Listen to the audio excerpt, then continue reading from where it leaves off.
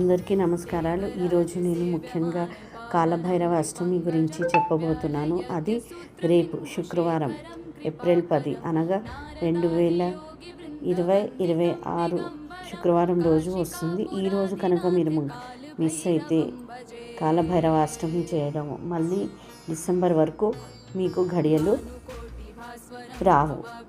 కాలభైరవ అష్టమి ఎందుకు చేసుకుంటారు? ఎవరికైతే నరదిష్టి దోషమో, బిజినెస్లో ఎక్కువ లాస్ అవుతుందో, ఇంట్లో బాగా నెగిటివిటీ ఉంది, ఏం పని చేసినా అది సక్సెస్ అవ్వట్లేదు, ఎంత హార్డ్ వర్క్ స్ట్రగుల్ చేస్తున్నా అట్ లాస్ట్ బాగా లాస్ అవుతుంది, అలాంటి వాళ్ళు ఈ కాలభైరవ అష్టమి ఖచ్చితంగా చేసుకోవాలి.